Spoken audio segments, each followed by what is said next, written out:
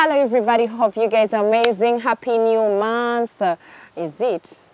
I don't know if we're still in happy new month, but whatever it is, blessed month. I hope everyone is doing amazing. If you haven't touched or clicked on that subscription button,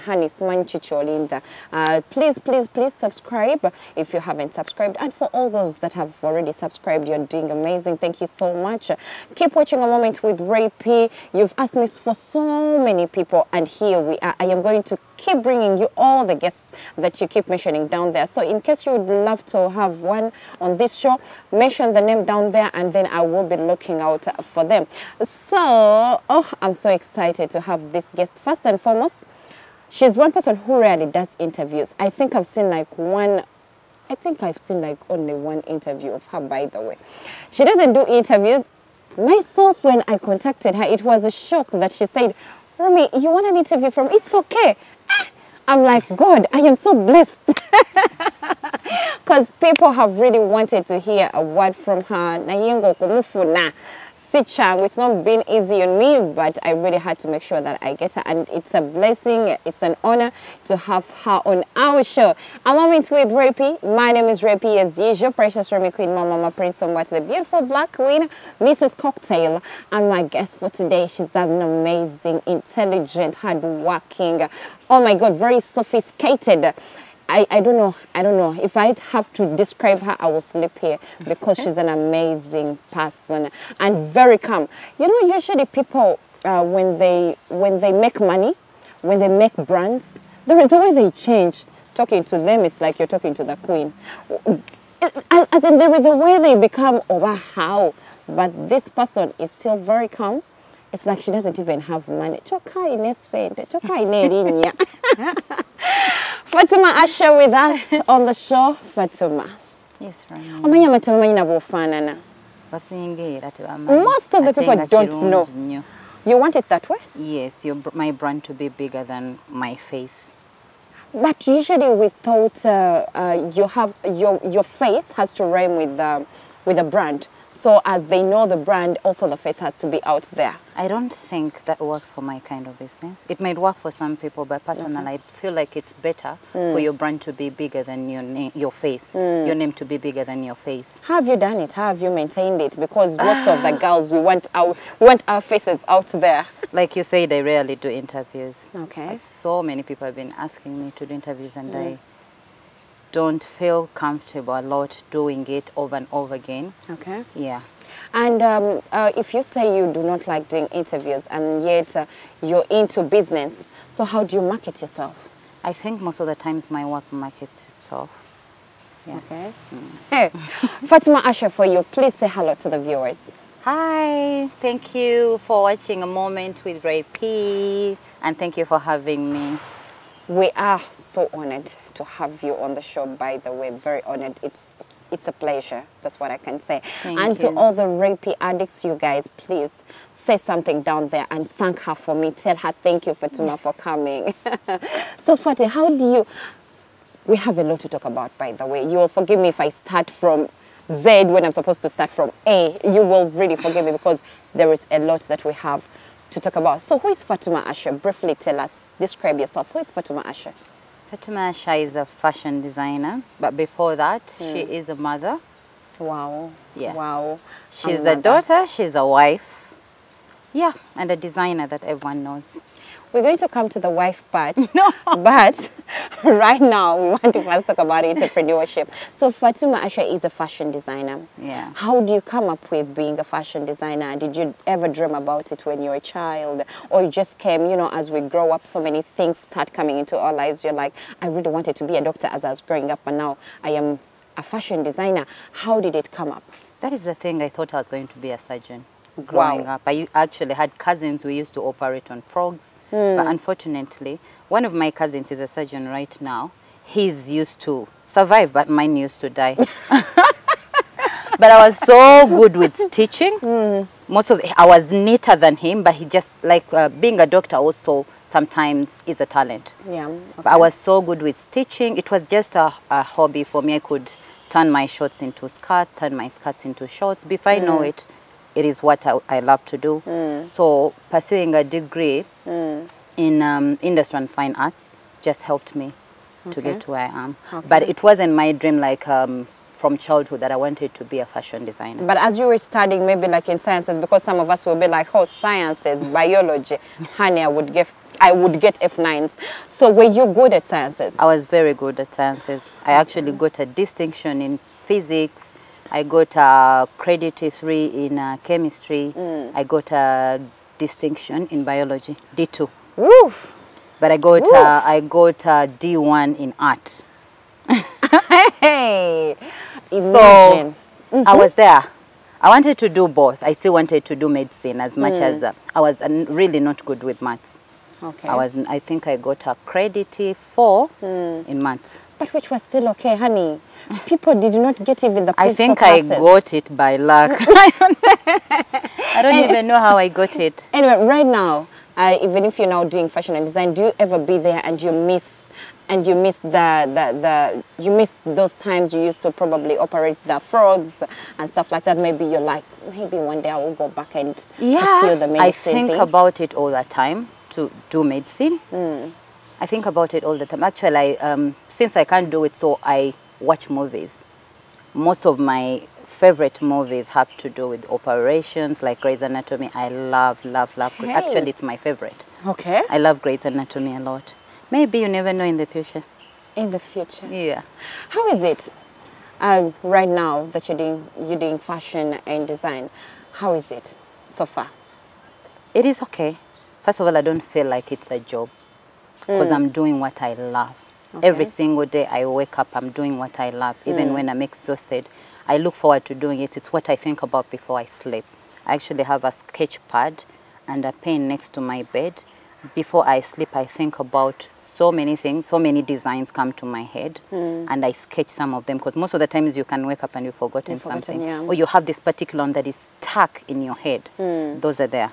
But before I sleep, I'm sketching something. When I wake up in the morning, I'm sketching something. Yeah, it's not too much of a job for me because I love it. So taking you back a little, you mentioned that you loved, yes, doing medicine, but again, fashion and art was really also crazy for you. So how was it easy for you to penetrate into the industry? Because we know she's one of the stylists that celebrities really go to. Not even just celebrities, so many people. If there is any gown that she has not done, I don't even know. Most of the gowns that people have worn or brides have worn, the celebrities, this and that. So how was it you penetrating into the industry? Because we've seen so many fashion designers. Until today, we don't know them. How have you done it? You asked if it was easy. Yeah. It was not easy at all. Actually, a lot of people got to know about me, I think, around 2015. Why did they get to know about you?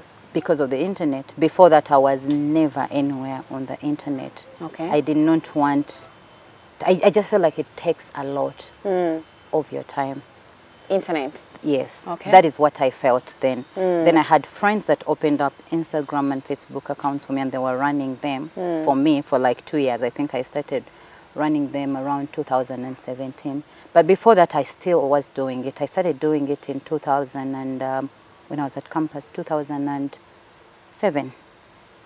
That is when I started doing it. But to be known, like for people to know me, like there is this person, there is this designer that does amazing work. That was 2015. 2015. Yeah. So did you start going to these celebrities, or the celebrities started looking for you? No, I did not go to them. They came to me. Hey. Yeah.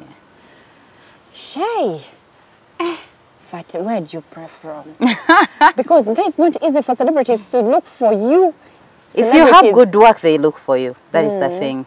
If you have good work, they'll look for you. Who was your inspiration by then? Who was your role model? Maybe both locally and internationally, were you looking up to someone? I think everyone that came up the same time as myself, we all looked up to Sylvia Worry and Santanzo.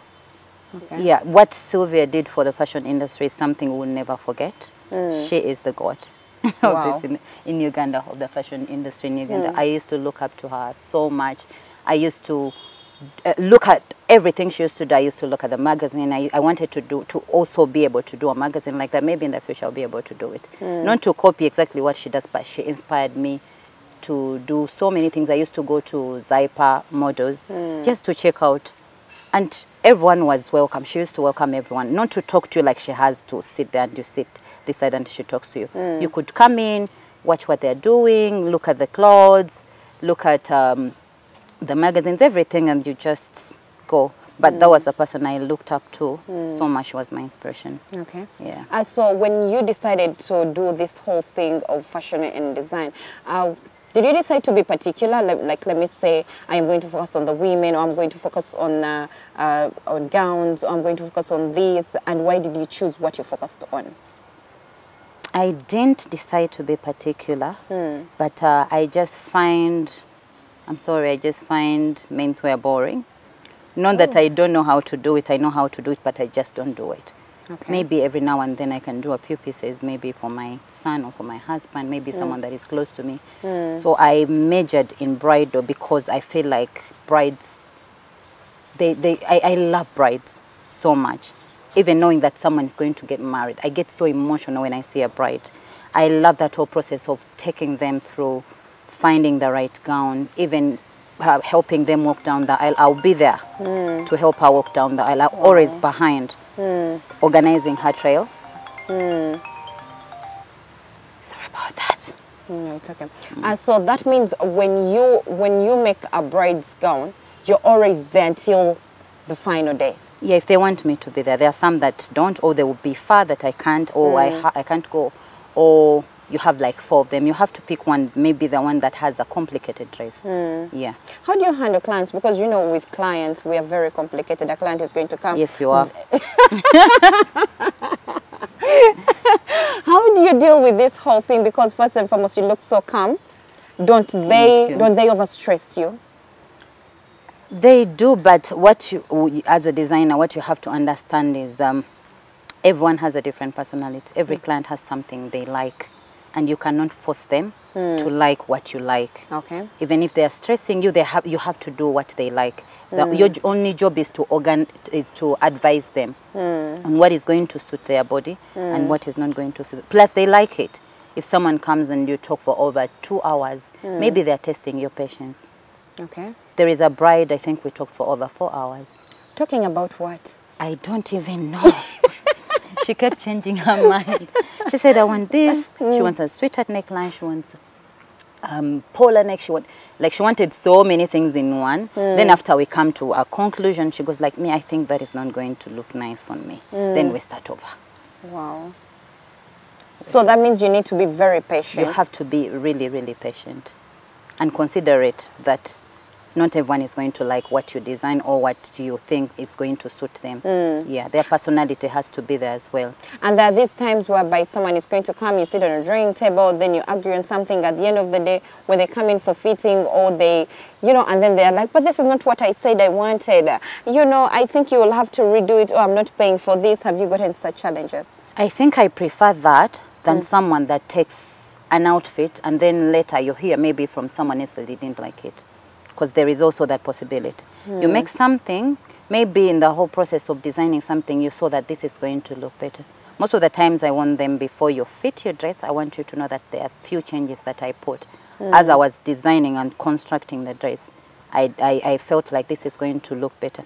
Maybe she fits it and she likes it. If she doesn't like it, we have to go back to what she likes. And I'll never charge them an extra fee for changing, not for completely changing a design, for going back to what they had liked before. Isn't that so costly for you? Because that means you'll have to get material and stuff like that. Isn't it so costly? Of course, sometimes you make losses, but that is why I'm not cheap. Hey, she said it at last. At last she said it. She said that is why I am not cheap. So she will charge you, your money, Yeah. So for someone to come around, they need to be very sure that your wallet is, because you're going to get something really worth it. No, something really don't nice. put it like that. But I think, no, let me tell you, Fatumah, people need to understand that good things are expensive. Yeah. You understand? Whenever we do not tell them that good things are expensive, they're going to think, okay, Fatumah left her number behind, let me call her. Then she calls you. So Fatumah, I'm a bride and, you know, I want a dress very soon. So how much? Then you tell her a certain price. Ajeka tandike kuyomba. Mu dress ampera mu oxygen.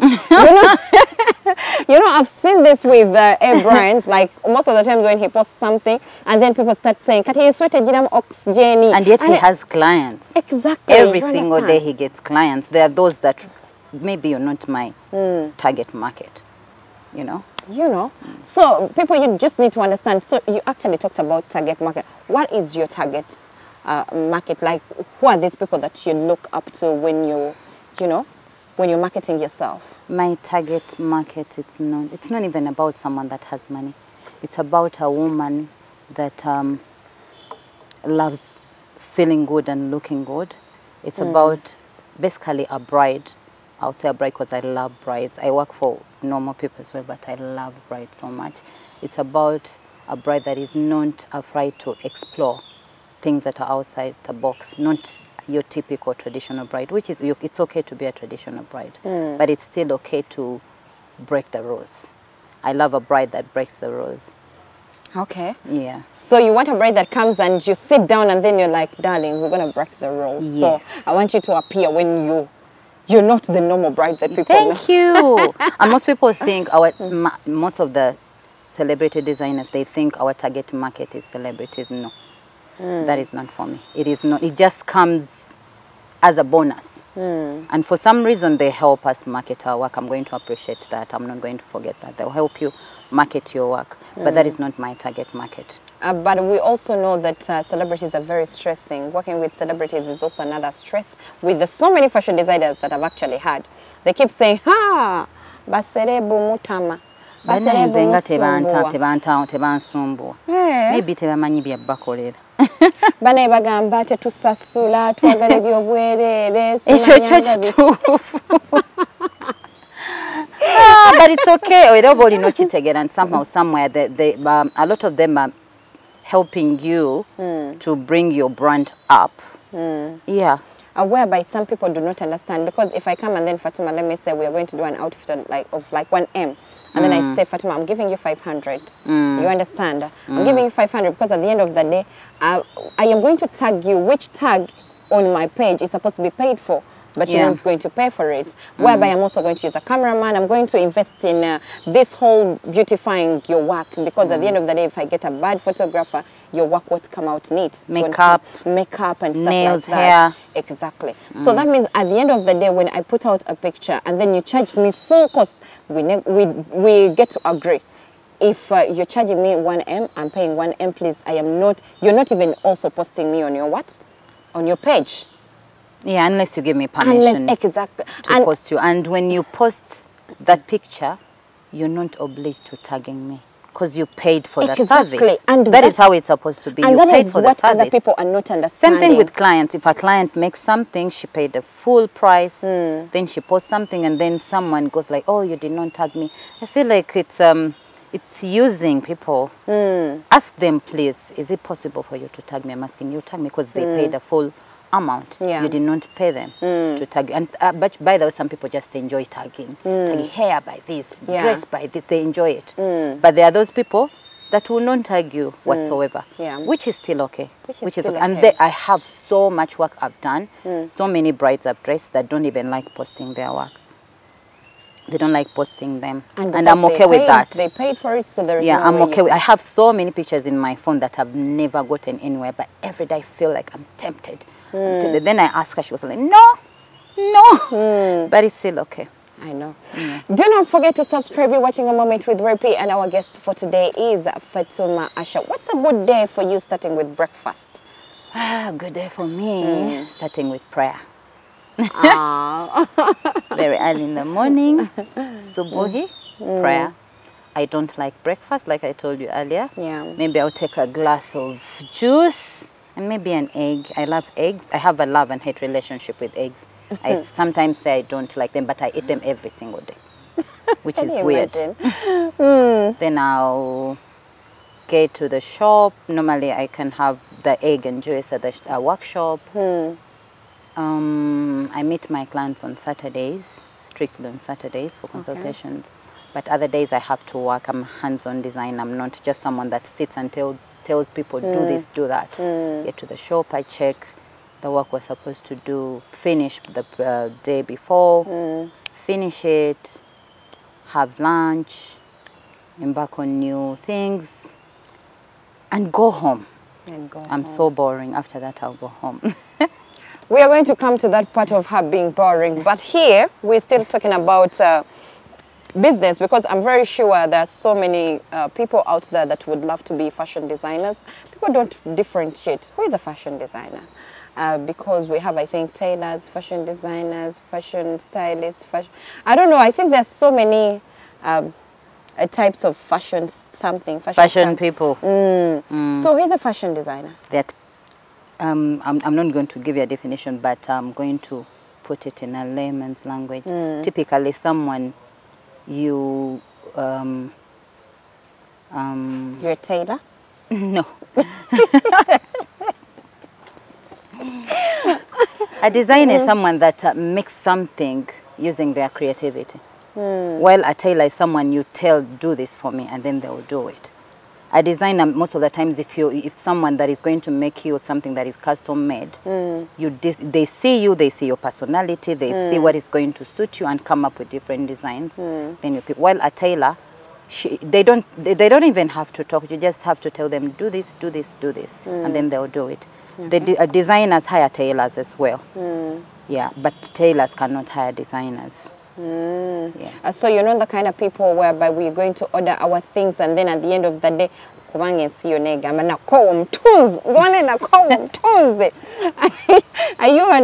you not among those people that we are cursing all our lives, like then before you know it, they've taken a lot of work on their tables, then they do not finish work on time? Truth is, I think every year you learn something. I used to have those issues when I was starting up. Like I didn't know how to say no. That is the thing. I was taking a lot of work. Before you know it, you're doing things last minute, which are not going to be neat. Maybe someone's going to wear something and then it gets done. But right now I'm very, very, very, very strict with my timeline. I'll not take something, at least maybe if you're bright, it has to be 3 months earlier. Also, then you get issues with people that insist, my wedding is in a month's time. You very well know it is very, very, the time is really, really very small for you to deliver. But when someone insists and then you take the job, you're going to get issues. I've learned to say no, and I've learned from my mistakes. Okay. From the beginning, I used to have those issues where I would do things and then they're not perfect because I didn't have enough time. But right now, I take work that I know I'm going to be able to finish. There was a time before I met my Fatumah, Asha. It was way back, and my dream was to have something made from her. So I got a friend and told her, please help me call her. I want her to make me something. Then when my friend called, she gave me feedback of, it was like September. And I needed an outfit like in October, November, like in November, because November is usually my birthday. So my friend said, she's booked until the end of the year, so she's not taking any orders. I'm like, it is September. Oh my God. So from then I got to realize that certain fashion designers have their calendars already filled from January until December, and people have, even someone who has a wedding, let me say in December, they've already booked in February. I have orders for 2023 December. Imagine. Wow. So that is how bad it is, and it is the good thing for them. We also know that doing or starting up something like this is really expensive. Did you have the money? How did you start up this? I didn't have the money. Actually, for me, it's for some people they have money. Maybe they have someone, maybe a dad, maybe a boyfriend that is going to sponsor it. Should I switch it off? Yeah.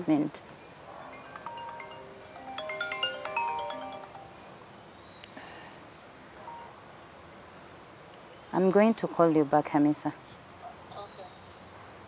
Let me put it in flight mode for a minute, then we finish up because it's not going to stop ringing. My phone can ring the whole day. I know. I'm not a person of phone calls, so. Yeah. Flight mode. Okay. Where were we? Some people get lucky. They have maybe a dad or an uncle or a boyfriend or a friend that is willing to sponsor them to start up maybe a big studio with several machines, with a receptionist, with all that. I didn't have that. I had a sewing machine in a tiny corner in a mall downtown. In a tiny, tiny corner. We were like 5 people in that shop. Okay. Yeah. I remember those things of sub-renting. Yeah, sub-renting. I was sub-renting with someone. Then, what was the question? How did you manage? How did you start up? How did you manage? Then I was there for like 4 years. I got a bigger space, a shop of my own. You were there for like 4 years? Yeah, in the shop. Okay. Sub-renting. I was there 4 or 5 years. Then I got a bigger space of my own, like the whole shop. It was a big deal. Wow, I can see. But also being patient for 4 years, well, it's also not easy. In a tiny corner where clients have to come in, and then you're doing consultation from there, you're sewing from there, you're doing literally everything, and they're fitting behind you. My curtain was behind me. And that was the time you had never got by that time you had not gotten celebrity friends, something like that, or you already had some? No, not at all. Okay. That is after, even when I moved into my bigger space, I was not working on them. It took me like 2 years to start working on them. Then I got into, I got into a bigger space. There is this time I was doing my friend's wedding, and it was quite expensive. I think the shop was 1.5. Then I was doing my friend's wedding, and we had a meeting upstairs. You know those things, there are shops down, and then there is a restaurant down. We had a meeting, her wedding meeting. And then that same day we had a kaski. So her dress and the camera people had put their equipment in my shop. Okay. And they closed the whole mall. We could not get the things. What? That is one of the things that pushed me from moving from that small space into a bigger space. And I realized you can get bigger space out of town. Like you can get a whole house, like 6 rooms, and pay the same amount of money you're paying in town. By the way, that is what people don't know. Yeah, because most of your clients are people that are referred to you. They're not bypassers. Yeah. Wow. Anyway, you're still watching A Moment with Rapey. Do not forget to subscribe. We are having Fatumah Asha on the show. And she's telling us how she has managed to make it this big, because so many people out there, you're looking up to her, but you don't know how she has managed to make it today. So let's know, how do you handle your employees? Because, you know, as you grow, you stop working alone. And then you, of course, hire employees. But we all know employees are very stressing. They learn, then they leave and also start theirs. And they take your clients. Have you gotten this challenge? Yeah. I have a friend. Oh my God. You know, she had really made it so big. She got this girl. She trained her everything. She was like happy. Honey, she just woke up and left with all her clients. Oh, and by the way, this happened to me with with an employee who was my friend. Oh but it's okay. Everyone has to eat somewhere. There is so much fish in the sea. You cannot limit someone. You cannot. They cannot work for you forever. It's okay for them to go. The only problem with that is someone may be reaching out to your clients and offer prices that are half what you're charging, which is quite malicious. But it's okay. I'm okay with that. I'm so used to that, and I do not attach any emotions to employees. I love them. I'm a good boss. But if they decide, if someone wakes up and says, I'm going, it is okay, you can go. But the only thing I ask them is give me a notice. Don't stop, especially in December or November. Don't tell me I'm leaving tomorrow when I've booked all this work. I'm thinking you're going to help me do all this work. But if you give me a notice, it's okay. And I've had even people that come back. You let them go, and then they come back and work again. But that is a common thing with every business, not even just this. Like you teach them your craft. Something like me, most of the things I know, I taught myself. It's not things that I learn in school. Okay. But every single day is a learning day. Every single day is a learning day. So when they want to go, you leave them. Go do their things. Well, you had that. We're going to switch a little from business, and let's know. She's what should I say? First and foremost, I want to say congratulations. Tulina mugole bakamuwa sawa yonna chitokota ne chigwa. So I'm very, very happy for you. That is number one. Usually we think people who are very busy like her, they never get married. So that was one fear for me as me myself. I thought I am very busy, so it was going to be very hard for me to handle marriage, and then you know you have a child, and then you have work, you have to be here and there. So tell us about marriage. Marriage is beautiful. It's known to, most people say marriage is hard work, marriage is this, marriage. But to me, a lot of people will say you're still in the honeymoon phase. But if you marry the right person, I think it can be the honeymoon phase forever. For the rest of your life. They should know that. Yeah. Because that is what I actually also tell people, that, you know, when people keep telling us, you know, you've just gotten married, that is why he's treating you like that. But like she said, if you get married to your friend, it can forever be honeymoon for you. You just need to understand one another. So, Boo, how do you meet up with Boo? A little. Did Boo stop you from traveling girlfriends? We used to know her, actually. They used to travel, I think, every month. These ones, they were the travel girlfriends. She no longer travels. I don't know. Is it because of marriage? Not really. I think partly. All my girlfriends have gotten serious in their relationships. Some are engaged. Some are soon to be engaged. Then some of us are married. Of course, you have to slow down a little bit, and we're giving family more time. But we will travel again. We will. Because we realize people like it. So why not do it? Why not do it? Why not do it? And we love doing it. When do you even get free time? Because it looks like you are booked, you are busy from January to December. You have to create the time. You have to create the time for yourself. Otherwise, you can't. There is a time I was so depressed because of work. It was 2000. My most successful year was my most stressing year. Like, I had so much work. But from January to December, I have my travels planned. Because it helps me reboot. It helps me get back to my creativity. When I travel and come back, I'm a whole new person. Yeah, it's totally How do you handle? We know that hubby does not stay around, and now you're always here. So, how do you handle marriage, long distance marriage? How do you know hubby does not stay around? Baby, hubby stays around. We always see you when you're posting pictures in other countries. I travel with him sometimes. He's always in and out. But it's about being committed along with a long distance relationship. You have to talk every single day. Because if you don't talk and say maybe we'll talk on Saturday, that gap is not good. Every single day, every morning, what are you having for breakfast? What are you having for lunch? What have you had for dinner? What time are you going to sleep? Have you showered? Yeah. So that you just make them feel like they're like just you're next here to with you. me.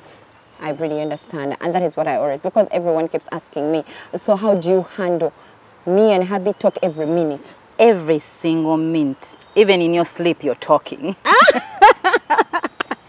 Mogole. What is shocking? Why? You shocked us out of the blue. You're like, Ching! Somebody just taken. We are like, Fatumah, you did notice for us. I don't know. Anyway, what are your plans? What are your plans in the future, for the future? Plans? Most of the times I don't like sharing my plans out loud, because I once shared my plans, like Uganda is, you know, it's full of copycats, and then I had someone do the same things as I was planning to do. But for now, I've given this year to myself. I've given this, actually, the whole of last year and this year. Most people, I've had people that say, oh, you've really relaxed, but it's okay to slow it down. I've given this year to myself. There's so many other fashion designers, so you can you can go to them. It's okay. Uganda is full of talented people, but this year is for myself. I'm still working, but there is no, that fire that is too much that I had, I've slowed down a little bit for healing and emotional purposes, and to also enjoy being in love. and somebody is actually glowing. You know, like when you're in love, you people, when you're in love, there is a way you glow differently. That is what I will keep telling people, and you will have to accept. You like or you do not like, honey. When somebody's in love, they glow differently. Hey. Thank you. So, Mama, what did I'm even forgetting what I wanted to ask her. What are some of your principles in life? Elaborate a little bit. What are some of those things that you run your life on? That, let me say, like we all know she's a very God-fearing person, so that is one thing I would actually say. She's a God-fearing person, so that's one of her principles. And then what are some of those other things, like I do not sleep past 10, I do not do this, I do not eat before it's this time. Yeah, I do not eat past 7, 8 maximum. Hey. Yeah, because you know your whole body shuts down somehow, somewhere, and you're sleeping, and then you're disturbing your intestines and all that. It's not a good thing. I do not tolerate liars. Lie to me once, lie to me twice. We are done. Even the smallest lies. I don't want you to tell me ntuse ku Jinja Road nga you're still in Nama, ntuse mu town nga you're still in Nama. It is not necessary. Even those small white lies, I don't like them. Okay. Yeah. I'm just principled. I don't like people lying to me at all. I don't like it. I don't like it at all. What else? I think I've forgotten. She has forgotten. Yeah. Do you ever copy a leaf from other, right now, do you ever copy a leaf from other fashion designers locally? Copy? Like, you just pick a leaf, like, oh, this person did something nice, can't you copy? Not to copy completely, like the way the whole design is. Maybe if they have something that there is a way they did their sleeve and you like it, because I find it really offensive and disrespectful to copy something exactly the way it is, because someone put in their work, put in their whole to do that, and then when you come and you just find it there, you don't know how long it took them for them to sketch that or to come up with that, for you to just copy it the way it is. If someone brings me something and they want to copy it the way it is, I normally don't do it. Okay. I'll tell you, maybe if we need to edit it, maybe do this, do that, but I don't like copying. What makes you happy? What makes me happy? My baby. We have 2 babies, so the young one, the big one. Okay, my babies. They make me so happy. Okay. And praying. After prayers, I feel so good. I feel so happy. I feel at heart. Like me. Yeah. What makes you sad? What makes me sad is seeing my parents sad or not happy. Seeing a loved one or a friend in pain and I can't help them. It makes me so sad. Have you ever felt like giving up in this job? Like you felt like, oh my God, it was just too overwhelming and you just felt like giving up? So many times you feel like you want to quit. You're like, oh, I'm done. But then you think about it. There are so many things I can do, but at the end of the day, you think about it and you're like, what am I going to do? I don't think I'll love that. I'll be so depressed. I used to be a salesperson, a very good one. You think about it and you're like, and I was really depressed. I will not be happy at all. But there are so many times you want to quit. I think it comes to everyone. Yeah, when you want to quit and just go away, get done. But there is no amount of money that can make me quit fashion. Maybe the only thing I can do if I'm to completely leave fashion is still be in it as a fashion teacher, full-time teacher. Because I teach, I have a fashion school. I think that is my second calling, because I come from a family of teachers. My father is a teacher. His father was a teacher, like, yeah. Oh, so Madam Teacher. Anyway, we have to say we love you so much. We have to say bye, but oh, I didn't want to go, but I have to go. Anyway, Thank you. What are your final remarks? What are some of the things you can tell someone watching right now and they would want to be you tomorrow? What I'll tell you is be you. Chase your dreams. Do not ever let anyone stop you or tell you you're not good enough. There is nothing that has not been done, and there is nothing you cannot do. You can do it. So in case someone is looking for you, where do they find you? In Zambia, behind the American Embassy, but most of the times I don't like giving out my address like that, because I'll have walk-ins that I'm not ready for. So I prefer someone to get an appointment which you can get on Instagram. If you go to my Instagram, Fatumah Asha, you can send an email or call. There is a number there. Then they get appointments. Yeah. We're in a .com era where we just do not walk into people's offices. We do not walk into people's workshops. We do appointments. Email them, send them messages. Because I want to let give them you know. time. Exactly. When you so come you will 2 go hours, in 1 hour. when she's We'll not talk. there. Now, like today, she's here. So you will go there when she's not there. So, honey, please, but thank you so much for watching. It's been Fatumah Asha, and it's been an amazing interview. Hope you've learned a lot. Anyone you would love to send regrets to? I would love to send regards to my clients. Thank you so much for trusting these hands. Thank you so much. I really, really appreciate you. I love you. Keep subscribing. We're out of here. Bye-bye. Till next time.